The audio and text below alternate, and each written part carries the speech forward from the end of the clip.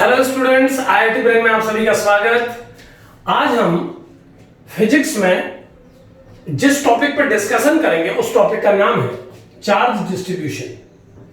Charge distribution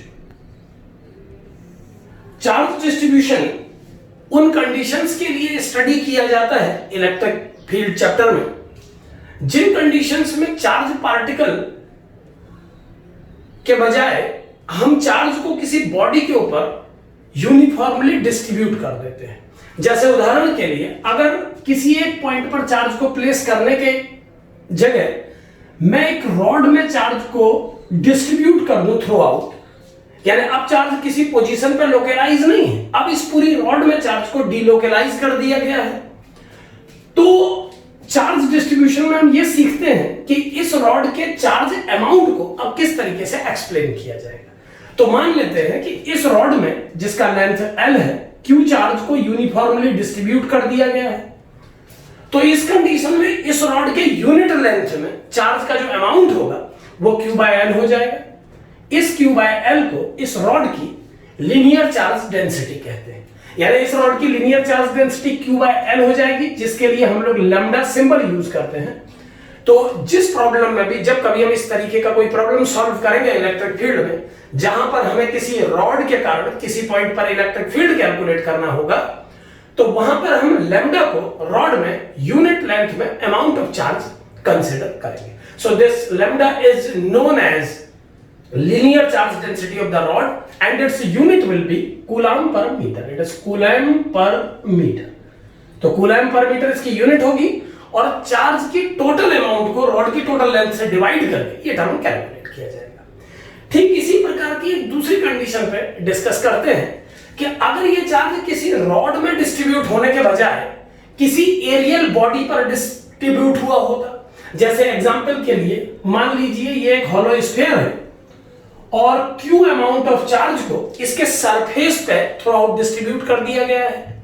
तो अगर Q charge को इस हॉलो स्फीयर के सरफेस पे डिस्ट्रीब्यूट कर दिया गया है, तो R रेडियस के इस हॉलो स्फीयर का टोटल सरफेस एरिया 4πr² और Q अमाउंट चार्ज अगर इस पूरे एरिया पर डिस्ट्रीब्यूटेड है, तो इस सरफेस के यूनिट एरिया पर चार्ज का जो मैग्नीट्यूड होगा वो हो जाएगा Q/4πr²।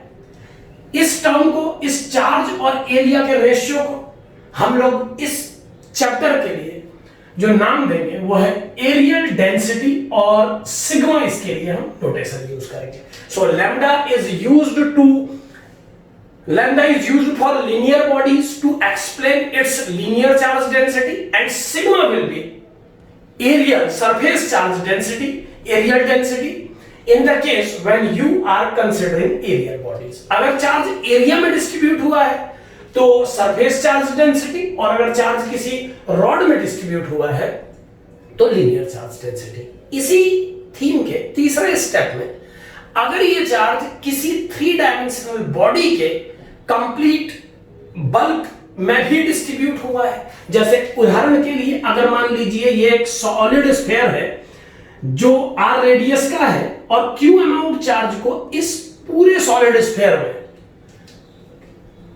कंप्लीट बल्क में डिस्ट्रीब्यूट कर दिया गया है, तो ये चार्ज Q इस पूरे वॉल्यूम में डिस्ट्रीब्यूट हो जाएगा। इस स्फीयर का जो वॉल्यूम है वो 4/3πr³ है, और ये Q चार्ज हमने इसके कंप्लीट वॉल्यूम में डिस्ट्रीब्यूट किया है। वॉल्यूम में डिस्ट्रीब्यूट करने की प्रक्रिया में चार्ज बल्क में भी एंटर करता है, तो ये चार्ज इस कंप्लीट वॉल्यूम में अगर डिस्ट्रीब्यूट हो जाता है तो इस बल्क के, यानी इस बॉडी के यूनिट वॉल्यूम में चार्ज की मैग्नीट्यूड हो जाएगी Q/4/3πr³, और इस टर्म को हम लोग वॉल्यूम डेंसिटी के नाम से डिफाइन करेंगे इस चैप्टर में। एक्चुअल में डेंसिटी को छोटी क्लासेस से हमेशा टोटल क्वांटिटी अपॉन वॉल्यूम कह के ही डिफाइन किया जाता है। डेंसिटी का मीनिंग इससे पहले भी मास अपॉन वॉल्यूम ही रहा है। सो ये डेंसिटी की डेफिनेशन सबसे ज्यादा क्लोजेस्ट है उस डेफिनेशन के जो हमने शुरुआत से पढ़ी है। So this one in this chapter ये वॉल्यूम चार्ज डेंसिटी है, ये सरफेस चार्ज डेंसिटी है और ये लीनियर चार्ज डेंसिटी है। तो अलग अलग प्रॉब्लम में कंडीशन के अकॉर्डिंगली अलग अलग प्रकार का सरफेस चार्ज डिस्ट्रीब्यूशन इस्तेमाल किया जाता है।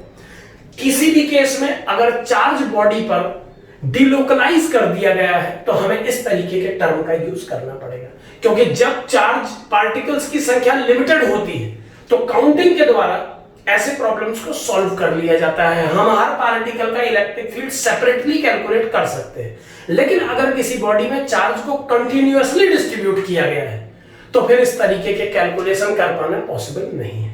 तो जहां पर चार्ज किसी बॉडी में डिस्ट्रीब्यूट होता है वहां पर हमें इस तरीके के टर्म की जरूरत पड़ती है। जैसे कोई भी ऐसा क्वेश्चन अगर हमसे पूछा जाता है जिसमें एक रॉड को Q चार्ज दिया गया है और उसकी लेंथ L है और ये बोला जाता है कि इस रॉड के कारण किसी पॉइंट P पर इलेक्ट्रिक फील्ड कैलकुलेट कीजिए, तो कूलम्ब्स लॉ से, कूलम्ब लॉ की हेल्प से या इलेक्ट्रिक फील्ड की डेफिनेशन से हमें किसी पार्टिकल के कारण E की वैल्यू कैलकुलेट करना आता है, किसी कंटिन्यूअस बॉडी के कारण E की वैल्यू कैलकुलेट करना नहीं आता।